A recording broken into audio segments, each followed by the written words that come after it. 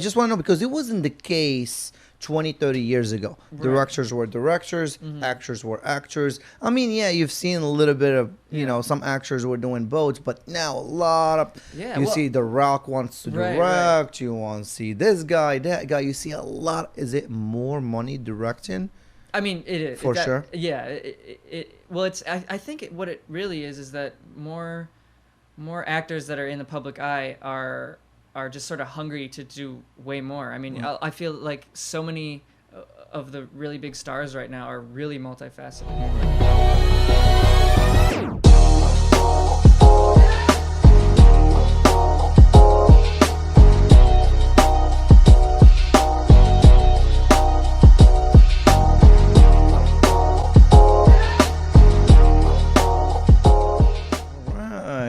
New day, new episode. Thank you so much for joining in today. If you haven't, please go subscribe. Trendy Husky Podcast, YouTube, Instagram, Facebook. You know, take your pick. Production as usual. We got beautiful Ollie. What's up, girl? Hey. All right. I'm Yassi, your host. Happy to be here as every day. And today we got a different guest. Vinny Balbo. Never had an actor, or actually not only an actor, he's an actor, producer, writer, director. My friend, you are a guy of many talents, aren't you?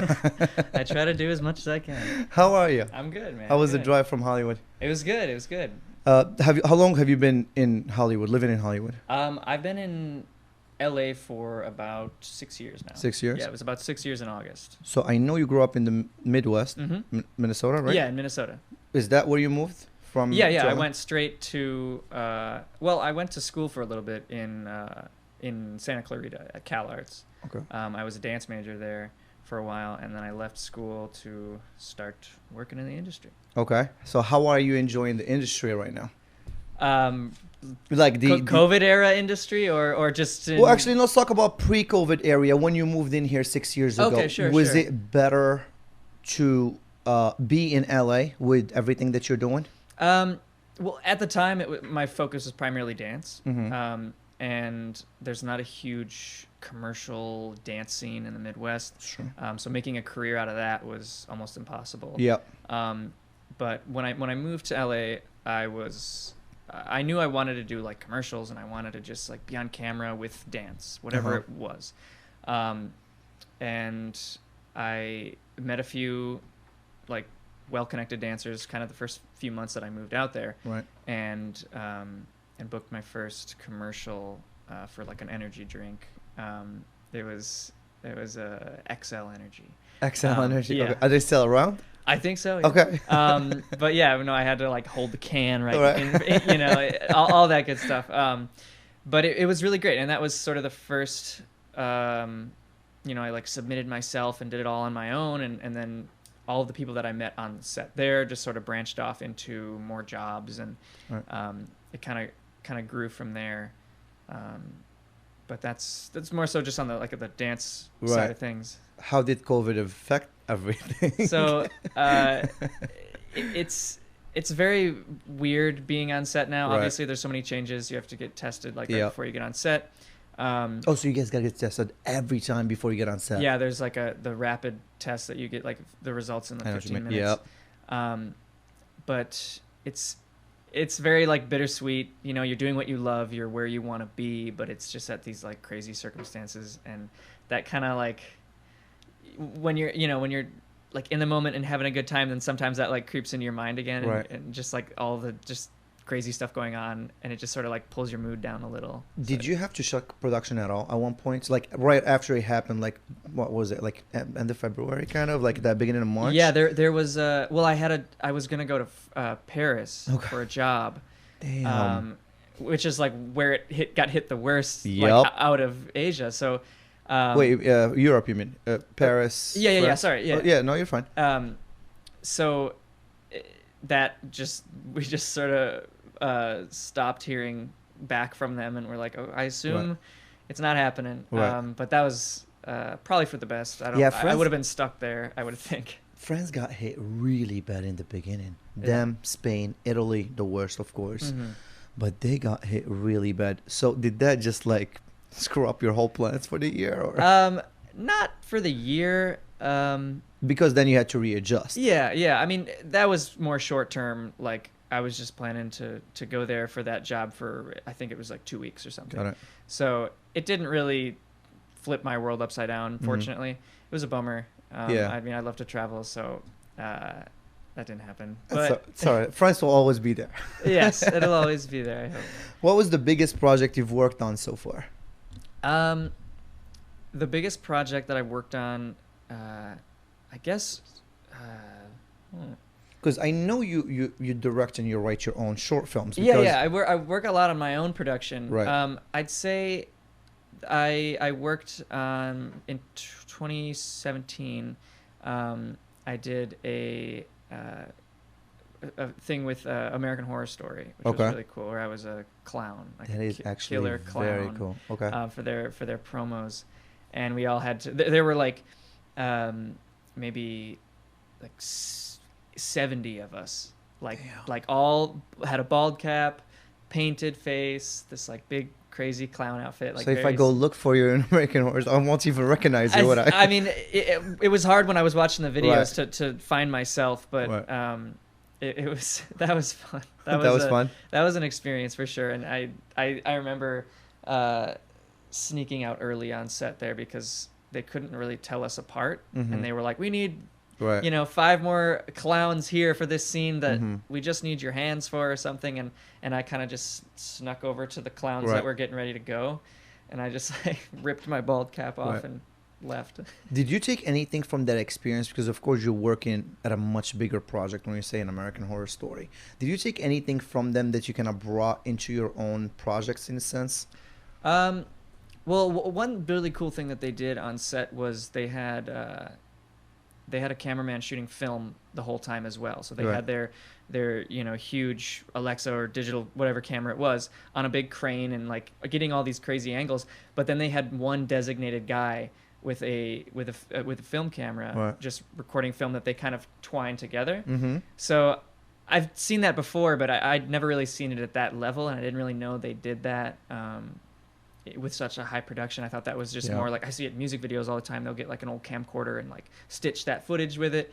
But it was really cool to see it done like that, and to see it done at that level. And also, I guess that job sort of taught me that even at the highest level of projects and production, you can still just sort of wing a bunch of. I mean, you have to sort of wing a bunch of things. A lot of even the costumes, the part around our neck, like they wanted to add this sort of ruffle around our neck, and they ended up just stringing together a bunch of garbage bags that were black and they were shiny, and it just looked like looked great. It worked. So I was like, oh, garbage bags, okay, damn, doesn't really matter. You can just, as long as it looks good on camera. Yeah, as long as it works. Learn a valuable lesson. Exactly. Doesn't always have to be perfect. It's okay. So you direct, you write your short films right now. You star in most of them. Yeah. How long does it take you to get a project like this going? Because I know you do one every couple of months. Yeah, ideally. Ideally, right? Yeah. So how long does it take you to prepare for it, write it, get everyone together? How long are we talking about? I'd say the pre-production before we're actually filming, maybe that's a month or so, and then the following month, ideally, we're shooting it. But yeah, that'll involve. I'll get a few people together and we'll write the script, and then over the projects we've sort of accumulated a reoccurring team, which is really nice. So I don't have to scramble to find new actors. Yeah, got you. Yeah. So I've got my DP, I've got some assistant directors and sound people and really talented artists that are always just down to jump in and just make something fun. So it's so much fun, and it's the most satisfying thing to just like watch a script that you wrote just come through. together. Yeah, and just to have a video at the very end of it is like just a really nice accomplishment. For sure. Okay, so once it's all come together and everything, do you end up making any money from it, or do you just still paying for everything out of pocket right now? Well, right now it's still out of pocket. Yeah. We usually don't have any backers or anything like that. At this point, it's really just for the love of it, for the passion of it. And it kind of builds your resume a bit. That too, of course. Right? I mean, it helps everybody out involved. Yeah. I mean, and Because when I went to look for you, I found a bunch of stuff, and it kind of helped, I mean, help yeah, me with my yeah. research. And I was like, and I saw your short films. You're a very good actor, my Thank friend. you, thank I've you. seen you on different stuff, on different projects. You're great. You know Thanks. what you're doing. Definitely. Thank you. I can tell that you only gotten better and better. But going back to that, like I said, sorry to cut you off, but No, yeah, yeah. it's kind of like building your resume in a sense. Yeah. Yeah, it really is. It's crucial to be creating your own work in this kind of world. A lot of people, I think, hope that work will always fall in their lap. Yeah. And if you're not just always working on your own stuff, it's just so unlikely that like it happens. And Right. When people get work, and I've had that happen where it just comes to you, and it kind of makes you lazy, and then you're like, oh, I don't have to work for this, and then, but eventually I reset my mindset, Right. and I was like, no, I have to, even when work's coming, even when work's not coming, I have to always be creating these films, these just projects, and that's in the middle of that's when like the work seems to come the most. Right. And I mean, it's good to show what you're doing to. You don't know who's watching. Exactly. You don't. And now short films are in Oscars as well, which wasn't the case before, right? Right. Is that a good thing for you? Is that a whatever? I Does think, it change anything? well, I think like short films and like more independent films are they're getting a better look in a yeah, sense. people are. I mean, even myself, before I was really more so in the industry, I didn't, I always saw that as like, I don't know, below, Right. these big films or these big, but so many of them are so much better than like these big box office films, of course, but because there's so much more passion put into it. Yep. These huge movies, there's just so much money involved that it sort of taints the art. Yep. And it's, I get it now. Now that I'm making all these short films, I'm like, oh, I get it. Like you put all your passion into it, and it's super special to those involved. Oh, for sure. How would you like it to get better in a sense? How would you like the industry to, because like I said, they just got in the Oscars. Like I said, there is before nobody cared about short films as much. Now people are watching them a little more. Now there is YouTube, there is other platforms. How would you like seeing short film? Not hoping that you're not going to be in short films in another couple of years or even couple of months. I'm hoping you're going to go into something much, much bigger. Yeah, that's the plan, right? There's a few things in the works that I'm crossing my fingers on. There you go. There you go. Hey, hopefully, I'll let you know.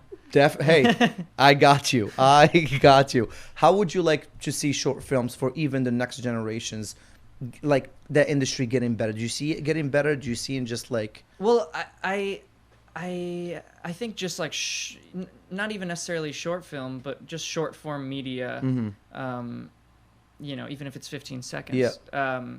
Is just becoming so popular with with TikTok and Instagram and everything, and I think everybody can be a filmmaker now, which means there's going to be a lot of bad content and a lot of poorly made short films, which is inevitable, but there's going to be way more good ones, which is really exciting. So I think the fact that everyone can essentially like grab an iPhone, grab a camera and just put together a movie and be proud of it and make it look really good. I've shot some really incredible stuff on just the phone, Right. And I think that's like that becoming more and more powerful, and people feeling more and more just sort of inspired to whip out their phone and film stuff, I think is really cool. We just gotta do it. Yeah. Stop making excuses. Just get on to doing it. Yeah, If you like something. Yeah, there's so many young filmmakers that I see on like TikTok and on Instagram. Well, I see them just I see the work that they put out, and whatever the quality is, regardless, like you can tell like there's a talent. Yeah, there's talent. They know how to tell a story, and it's just really cool to see more and more of that. And like I've been doing that since I was a little kid. Is like, it easier to collab on like platforms like TikTok and stuff with other people? Is it even good to collab with other producers and in your industry? It's always good to build and combine your audiences and all that. Sometimes it's too much ego in one place. No? I mean, I still have not really found my group on that app particularly. it's way more about that app than it is like what you guys are doing. Yeah. Like when I have collaborated with people, and I've met some really awesome dancers and really cool people through TikTok. But like there's no, like, I don't know, it's just like, let's only do this really quick, short little thing, and then I'm going to leave. Like there's no, like the energy when you get together for like a little film, you're way more invested in it. And I just appreciate that a little more. Gotcha. But doing like a quick little collaboration, right. Just to like help each other's audiences, like, sure. Like that's kind of necessity. Yeah. I think you kind of got to do it, even if it's not like, you gotta go through it. It's like that vaccine. You just hate the freaking needle. You gotta go through the pain. Just do it. Yeah. Just do it. I got you. So, have you ever worked abroad at all? Have you ever done any projects abroad in Europe, Asia? Yeah, where? Yeah. I in 2016 to 2018, I was back and forth a lot in South Korea. Cool. I was with an agency there, and I was I had like a little apartment there. I was living there for pretty much a whole summer in 2017. Seoul? Yeah, in Seoul. Yeah. Really? Yeah. Been there a couple of times. It's a fun spot. Oh, it's so cool. Fun spot. I love Seoul. Yeah. It's nice. So, sort of living there was a really, like just spending a whole summer there was super cool. Going on like 5 or 6 auditions every single day and like casting. It was more so for like modeling and for dancing and like commercials and stuff. Yeah. It was an experience. I don't know if I would ever do the whole like living abroad. Like I lived in like it was a model apartment. So like every wait, I gotta hear about this. Yeah. Hold so every floor. I mean, they have them in LA. They have them, but it's we're like they'll house the foreign talent. Right. So I was living. Fortunately, I got my own space in this like sub-level apart. Like I'd look out my window and it would just be the street. Yeah. What place? Hold on. Housing apartments in Korea are very tiny. Anyways, their bathrooms are tiny. Yeah. No, everything is smaller. It was very small. I mean, that wasn't really ever an issue. Like right. It wasn't like I couldn't move. Right. It was definitely cozy, but above me were all these. There were like all these Russian models that lived above me, and like there was Brazilian people that were above me. Just like all these people from around the world. Is that more like of a distraction in a sense, or like what was your? It was awesome. Honestly, it was like I became friends with so many of them. And like so the agency sort of owns this big apartment, and that's just where they put their foreign talent that comes to work there. So it was just I was the only American at all of these big castings. Everybody was like Ukrainian and Brazilian and some people from Sweden, but it was interesting. The foreign model scene in South Korea is an interesting one. Did it help you get out your comfort zone in a sense at all? A little bit, yeah. Right? Because when I knew I would never like see a buddy there at a casting or something like I do here, and that's really fun to do. But there's some intimidation, and there's some this person's definitely gonna book it over me or this and that. But there were some times when because I'm 5'10", right. And a lot of times, like agency, if you're not 6 feet, God forbid. God forbid. Like God forbid. Yeah, and that's really only when it comes to runway that matters. So they still give a shit about height. Yeah, but because I was a dancer, they were like, oh, we'll make an exception. So when I would get to a lot of these castings, I would be just like a couple inches too short for them to give a shit about me. Which is weird because shortest guy in Hollywood is Tom Cruise, and he's one of the most successful. I mean, you take a photo of his face, you don't know how to tell it. It doesn't matter. Exactly. Who gives a shit? So it was there were definitely a few times when I would go to the where the casting was for the client, and you see the 6'2" tall guy over there, like it's a rap. And I would go into the room, and they would just immediately no. Damn. After waiting, for like a half hour. Really? And a few of them were just like, nah. Wow. I was, what do I I can dance though. Well, like I don't know. I was put me in some big boots. Are you used to that? I mean, not in a sense. I know you've gotten some roles and you got some pics and stuff, but do you ever get used to that? Just them saying like we're okay. I know it's very bitter. Well, because it's I guess in America they're never gonna be that straight up with you, right? Unless you really piss them off or something. At a casting, it's always like thank you. Right. Hopefully we'll get in contact with you. But they were just a little more straightforward in Korea. That they're just like no. Yeah, Asians are very straightforward. They don't F around. I mean, I appreciate it. Yeah, it doesn't waste your time in a sense. Yeah. I mean, I wasted my time a little bit waiting there. I kind of wish that I could have like ran in before everyone and just been like, "Am I tall enough? Yes, no," and then I can just leave and get like. Oh, that's funny. I was a little pissed that I just had to wait for so long to just be sort of. Shoot you. My God, just like get out of here. Yeah. So Dundo, have you ever lived in Europe? Not yet. Not lived there. Only been to Berlin in Germany for. Germany's fun. For a job for a music video. Really? Yeah. It was. That's fun. So have you ever been like a dancer on music videos before? Oh yeah, loads of music videos. Yeah. Loads of music. Anyone that we would know? There's a.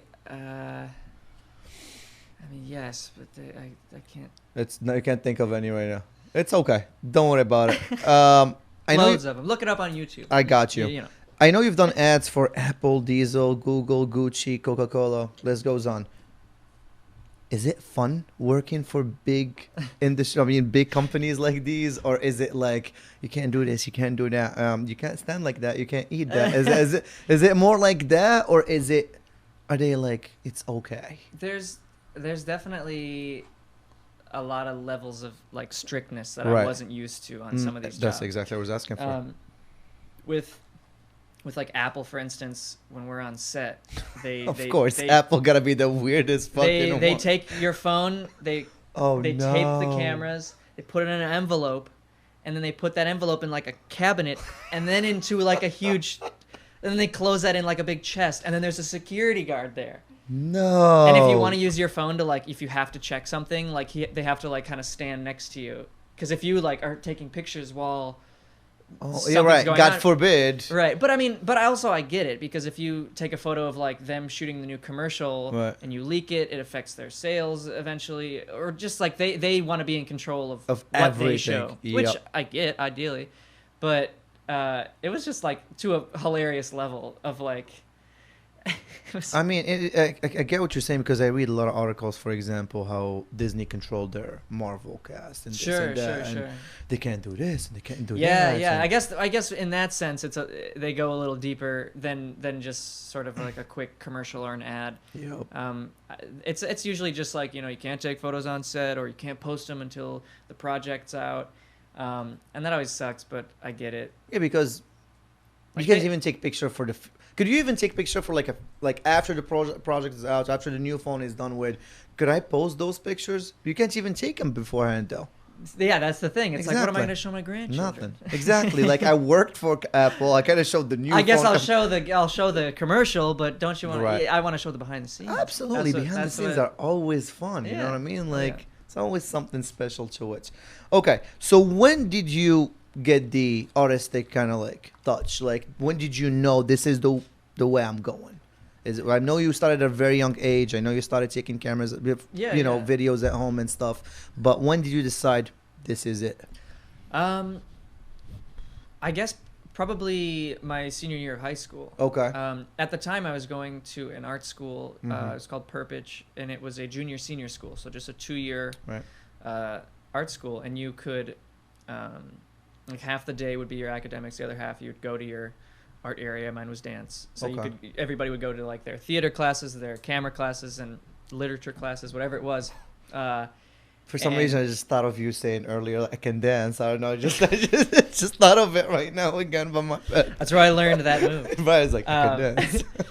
But that, I guess, going to that school and being in an environment where the arts were taken so seriously, that kind of gave me the confidence, like, oh, I could realistically make a career out of this, whether I go to school for it or not. And I guess like just towards the end of the year, I was like, I want to I want to go to LA, school or not, college or not. And I thought it was better to just try going to college and see if it was the right fit, which it wasn't.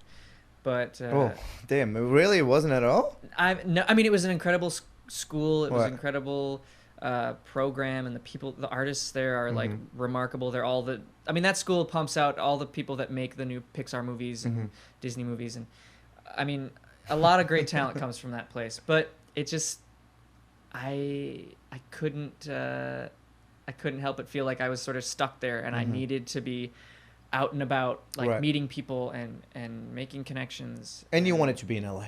Yeah, I wanted to be in LA regardless. I just knew that that's where I could get the most out of like the things I wanted to do. Was New York ever an option? Because when you're in this industry, it's either New York or LA most of the time. Right. Is it because because I'm from Chicago as well?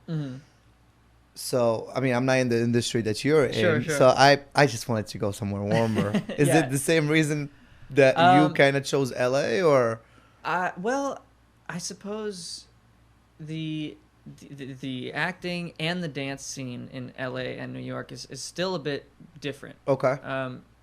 New York is so big on physical theater and performances, right? As well as dance performances, and I'm just all about cameras, and I love a film set, and I love, just all of the things that come with that. And I knew that that's just more what LA was about, at least at the time. I mean, it's always shifting, but I always just sort of lean more towards LA. And just growing up in Minnesota.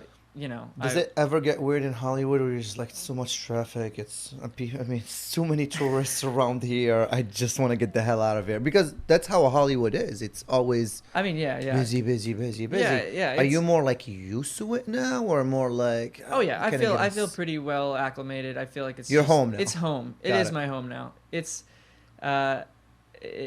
Family still in Minnesota? Yeah, family's still in Minnesota. Do they visit often? Pre-COVID, yeah. I actually I got tested and went and visited them the other month, and it was so nice. It was just so nice to be back. I hadn't seen them in so long, so and it was right in the middle of like just this really beautiful summer in Minnesota. Yeah. I mean, the weather in Minnesota, when it's nice, it's really nice, but when it's bad, it's deadly. During the winters, man, it's bad and freezing, and I could never get used to it. Yeah, I had to undo all that by living here. Yes, I had to unfreeze. And now I feel like we have become a little weaker, because now even when it's like 60 degrees outside, we need a coat. When I came in the first year, I used to walk like flip-flops and I was like, guys, I'm from Chicago. Yeah. Hell, you guys are talking. You guys don't know how cold it is. Now it's like 65 degrees and I'm like freezing. I'm like, oh, what happened to Chicago, huh? I've been here for like a couple of years now, so you don't get used to it, okay? Yeah. Oh yeah. All right. So now you're, like I said, involved. Are you still involved in dancing as of right now? Yeah. No, it's definitely still a big part of my life, and it's a big part of my career. I've heard from so many people that if you want to really take like one of them seriously, you have to stop doing one as much.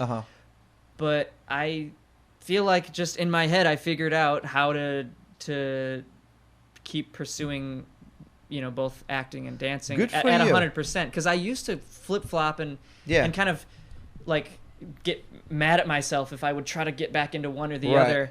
And I would go in these weird, like, I would only be, all about dancing. It's all about scheduling in a sense, ain't it? And I mean, you got to schedule it right. Yeah, and what I realized is that it's really just the same thing. It's just it's just like a storytelling art form. One uses words more, and one uses your body a little bit more. Exactly. So once I kind of had that epiphany, and you're burning a lot of body fat when you're dancing, so it's the best freaking cardio you could do. Keeps you in shape as well. But sorry for cutting you off. No, yeah. But no, I still like, even if I wasn't doing it as a career, I would still dance like all the time, like from just in the kitchen or whatever. Like it's just, I can't. My Lilo, she's actually always in the watch. But yeah, go ahead. So yeah, it's. I don't think that'll ever not be a part of me. Got you. Yeah, I got you. All right. More actors are going into directing nowadays. Why? Is that normal? Is that I just want to know because it wasn't the case 20, 30 years ago. Right. Directors were directors, actors were actors. I mean, yeah, you've seen a little bit of, you know, some actors were doing both, but now a lot of you see The Rock wants to direct, you want to see this guy, that guy, you see a lot. Is it more money directing? I mean, it is for sure. Yeah, well, it's I think what it really is that more actors that are in the public eye are just sort of hungry to do way more. I mean, I feel like so many of the really big stars right now are really multifaceted. Like a lot of them can sing, a lot of them can but they really capitalize on that. Yeah.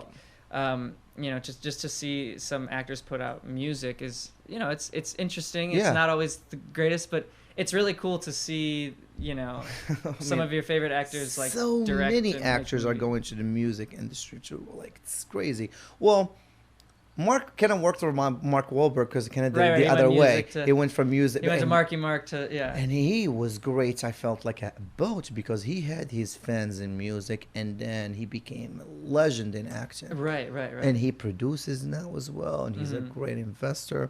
It's so funny. Like, we were just talking about him a couple of days ago because he's invested in this franchise, gym franchise called F45. Every time I hear something, I hear like Mark Wahlberg has like 20 or 30% of it, like every single time. Yeah. But is it something that you see like you feel like a lot more actors are gonna like go into direction for sure, just because the money aspect of it, or because the love of the projects in a sense, because they want to have more control? I would think that just the love of the project. I think it would be just way too much of a headache to take on directing if you really didn't love it and you just wanted to like make more money. Yep. Like that would not be worth it. Like you got to be so passionate about it that like you know, you only feel like you can sort of interpret it in your own way by just doing it yourself. Yep. I feel you. So what I need you to give me a role model in dancing, producing, and acting. Who do you look up to? I just need one guy of each category. Okay. Let's see here. Let's start with acting. Who's one actor that you like? This guy checks all the boxes here. Oh, there's so many for so many different reasons, right? Reasons. I mean, when I was growing up, it was definitely like Jim Carrey. Okay. He was like. The body, the way he just. I mean, there's like physical comedy. Right. His faces, his impressions, like that. Growing up, I would like just watched everything. Right. And that was that like I didn't care if it was dumb or not. I didn't really back then. I didn't really know if it was, you know, good or bad acting. I just was drawn to it, and I thought it was, you know, funny. And I feel like we have become more critical now with the internet blowing up, of course, with movies and stuff. It wasn't the case back in the day. Now we have Rotten Tomatoes. We have this. We could review anything. And it's a shame how a lot of good stuff like gets bad reviews. You check the review and then it's just unseen, but you may have loved it. I love the movies that have, sometimes some movies have the crappiest reviews ever, and I'm like, this is the greatest movie ever. I don't know why. Yeah, I mean, you might have like some personal connection to it that somebody else, that the reviewer didn't have, and you just love the movie. So it's a shame. Maybe he just likes more different stuff than I do, or I like different stuff than he does. You know, it's not the end of the world. But yeah, Jim Carrey, I could see that. Yeah. He's a great actor. I mean, way he moves his face, his body, you always feel him like he's giving 120%. Oh yeah, for sure. Yeah, he the way he handles characters is great. He did go a little cuckoo in the last couple of years, I feel like. Yeah, I mean, right? Well, I mean, I feel like just was just a new character in a sense. I don't know. I think I think just the craziness of the world is sort of scary. Yeah, and I think he's just kind of adapting to that. And I mean, if you've ever gone on his Twitter, like he's like says some pretty great stuff. Right. Like stuff that like you really wouldn't expect from him, maybe. Mm-hmm. But yeah, I think everybody's going a little crazy. Right. Who do you like when it comes to direction? Like, are you more of a Michael Bay kind of guy? Quentin Tarantino? Who you like? I do love Quentin Tarantino. He has some Once good Upon a Time in movies, man. Hollywood was really good. I was a big fan of that. Okay, I haven't watched the whole thing. No? Dude, it's 3-hour movie. It is Come a on, long I mean, movie. it's a long movie. It is a very long movie. Part of why I like it is I love like the pacing of those movies. They are. I think they're so entertaining when they're nice Yeah. and long and drawn out like that. I just started watching the first 20 minutes and every time. I fell asleep twice. I just tried it again. I was at my buddy's place. And we always decide in the end of the night which movie we're going to watch. And like, all right, let's try it. Yeah. We put it and we were all done by like 20 minutes. Gone. Yeah. Just like out of here. But yeah, we saw 2 hours and like 48 minutes. And we're like, oh, that's a doozy. That's a long one. But his projects are amazing. Django. Yeah. Oh, yeah. Man, like, that's actually one of my favorite movies ever. That's I do love that good one. Yeah, and he clicks with Leo very well. Mm-hmm. You know what I mean? Oh, yeah. Like, any project that's him and Leo are in the same, like, it just turns out to be amazing.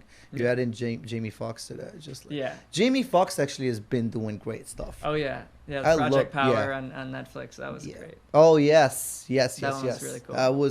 That's good stuff. So you'd go with Tarantino as your... Well, he's one of my favorites. Okay. Maybe a lesser known director. His name's Neil Blomkamp. Okay. He directed District 9 and Chappie and Elysium. District 9, the one with the aliens. yeah. I love that with the Yeah, South yeah. African dude. Yeah. I love that movie. That's one of my favorites. The ending was a little weird. I didn't get the ending very well. where he just turns into one. Yeah. No, all his movies have kind of a weird, uncomfortable ending that Mhm. that always touches on like life and reality. But he's got a bunch of short films on YouTube Okay. as well, and he's an example of a director that does these really big budget films, but he also does these smaller short films even still. With a really great production, and sometimes he'll pull some really big actors in. Right. But it's so cool to just like be able to go to a huge director's YouTube channel and watch his like smaller projects, Mhm. and that's very inspirational. And I just love like science fiction, Right. film and TV. Like You're a that's big science. I mean, District 9 I love. I didn't mind District 9. It's just, I'm not the biggest science fiction guy out there. Yeah. I know a lot of people are going to get mad at me right now, but I haven't even watched It's not Star for- Wars. It's not for everyone. Oh. Yeah, exactly. I haven't watched Star Wars, Stargates. I mean, Anything with star in it, I probably have not watched. I mean, no, it's not for everyone. Some people, it's just like, like more of the like medieval fantasy shows and films don't really. Me too. They don't really attract me quite as much. Oh, they don't. That's what I Yeah. like. Like when I was younger, I was Mhm. big Lord of the Rings person, and Yeah, I watched Lord of the Rings. and I enjoy watching those, but it doesn't quite draw me as much as Okay. like the futuristic Mhm. science fiction. I was gonna something ask you: like are you that. more of a comedy guy, scary movie guy, action guy? Which movies that draw you out the most besides science fiction? I'd probably say just like a drama. A drama, Yeah. chick flick. Uh, I just watched Now The and then. Proposal yesterday. I enjoyed the shit out of that movie. I don't know, like anything with Ryan Reynolds in it, I'm Yeah. in. Yeah, He's a great actor he is too. great. Yeah, I don't mind. There's some good chick flicks out there. There really are. Yeah. Especially, yeah. No, there's. You can see there's him a- blushing. He's like, no, I don't like chick Yeah. flicks. Like, no, I don't want to agree with him. I do my once a month. chick Do you? Okay. Yeah, you have to, man. Mostly the comedy chick flicks. Nothing wrong with that. Yeah, It's no, okay. They're hilarious. It's okay. All right. Any big projects that you're working on right now or in the future that you can tell us That I can about? tell you Nothing. We don't want to destroy everything out. Like anything that you can tell us about. There's a series that I've been writing that Mhm. I'm gonna eventually pitch to some streaming services, and it's science fiction. Okay, that's okay. That's okay. But I don't want to give away too much about the story. Got it. But yeah, it kind of deals with different realities sort of merging together. Gotcha. But yeah, that's something I'm really excited about, and it's sort of the first project that I've written up to with the intent to pitch it. Mm-hmm. A lot of these I never submit my work to festivals, which I really should, but I just never.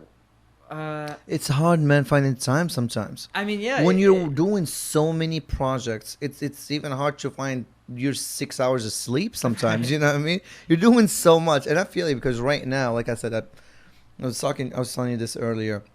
We had like 5 podcasts within, I think, 4 days. Yeah.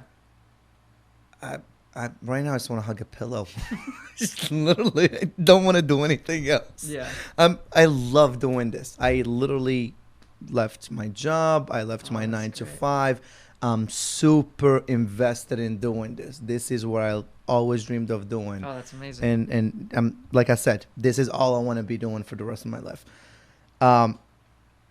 But then sometimes it even though you love a project so much, it can be overwhelming. Oh yeah. But that's where the grind comes in a sense, if you know. But yeah,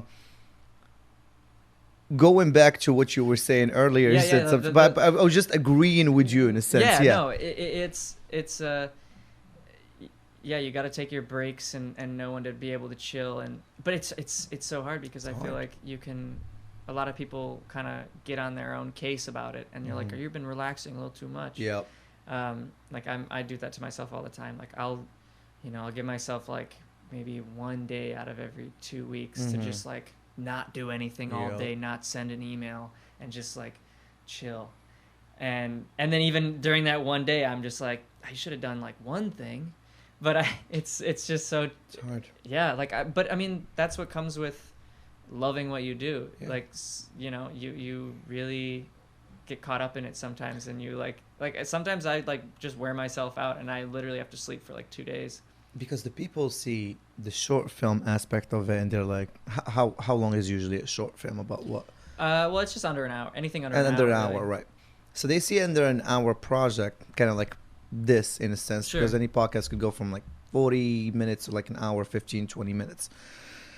When they see a little project like that, they're like, well, it's only a 40 minutes or 45, but they don't know how much work goes into that 45 minutes. There is the editing part, the production part, this, the lighting, there's so much that goes into it. After that this is done, you have to work on it. And yeah, you got to cut it all together, and it's and that's the worst part. Yeah. That is. Yeah. I mean, shout out to our beautiful Ollie over here, because she stays up very late at night.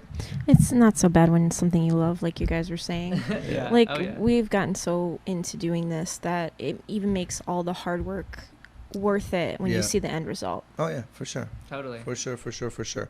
Okay, so besides the stuff you're working on, are you working on any other projects? Yeah, I just finished a comedy short. Okay. That I wrote and shot with a buddy of mine.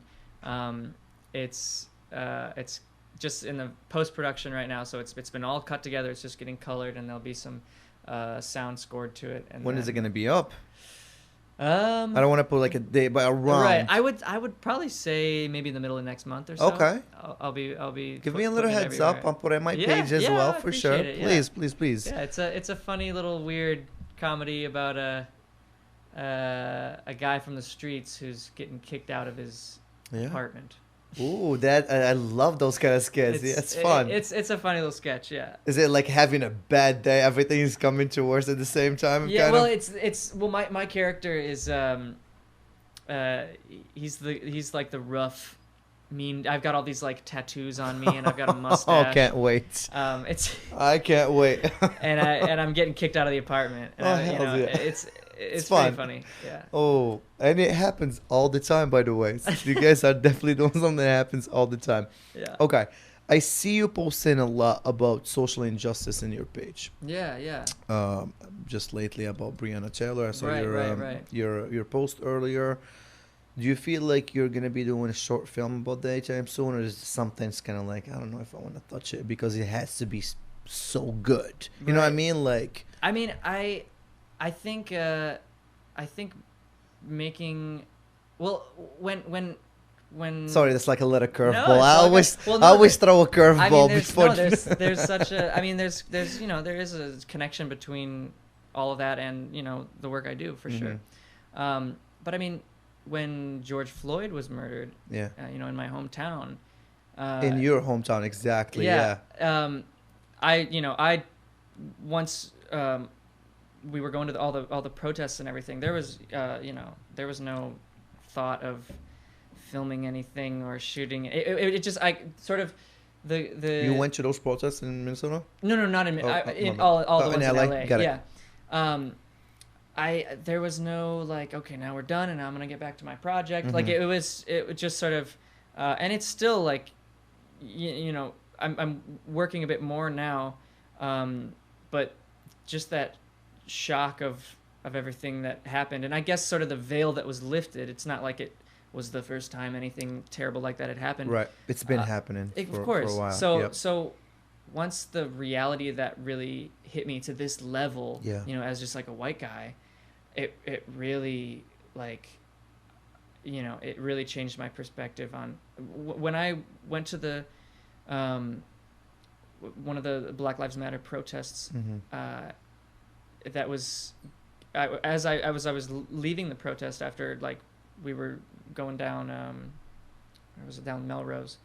I went from looking down one street and seeing like a car burning and all these people, and becomes surreal when you see that in front of you. It becomes even more surreal when you walk 2 blocks over and there's like people at restaurants and there's people shopping. Not giving a crap. Yeah. And that like that moment of that reality of like just being up front and seeing like the hurt and the pain in people's faces. Oh yeah, and seeing the like and seeing that some of these riot police like specifically target certain people of color, obviously, was like so incredible to see. And was just like, holy shit. Like, and then you see the spoiled kids just down the block. Yeah, it was really like these people like just chanting and fighting for their lives to just live and exist in this world. And the other ones are having bruschetta down the block in the restaurants. So that hit me really hard, and that was like, holy shit. Like you can see like a meme about something like that, but to literally walk 2 blocks and see that was very eye-opening. And let's not forget that these people are rioting during a pandemic. Meaning, and by the way, I'm not saying it's a good or bad thing. That means that's how hurt they are. They're willing to risk their lives. I mean, like, you know what I mean? So when you see them going in one of the worst pandemics ever, we have not had anything like it. I mean, what was the last thing? Spanish flu 100 years ago, maybe. Maybe. I don't know. That I love when people keep like downplaying it in the news and like it's like nothing. Just drink some bleach and you'll be okay. But risking their, and they're like, oh my god, they're going in rioting in this now you guys see the pandemic because everyone is rioting and calling you guys out. Right. Well, guess what? These people are so over being picked on all the time. They risk their lives just existing. Like in driving down the today's block. Like racist system, they're risking their life going to the grocery store, something simple like that. So it's nothing new to the people that are so targeted to people of color like that. Like it's it's exhausting. I would think, I mean, it's exhausting for me, but I have no excuse. It's exhausting to just like, oh my god, like really, like we went through it. Just if my friend would tell me about something that he went through with a cop or this or that, I'd get goosebumps. Like my whole skin was just like, like really? My friends get pulled over all the time for driving, for breathing. It's like for someone like me to say it's exhausting is because then it's like, oh, you don't live. Oh, this was a taste of what these. What all these people have to go through every single day. So it's just storytelling right now. We're just telling you a story, and you feel like that. Imagine living it. I feel you. I feel you. But it ties into how important I think sometimes film can be to highlight things like this. And that's why I'm like, are you willing to touch this in a sense? Of course I would. Are you planning on doing something in the future? It hasn't been in my plans, but it's really something I should do.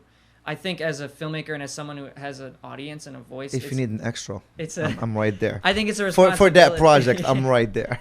No worries. No, I think it's like a responsibility to, if you've got people watching just anything that you put out, to just show, hey, maybe we shouldn't I feel kill these people.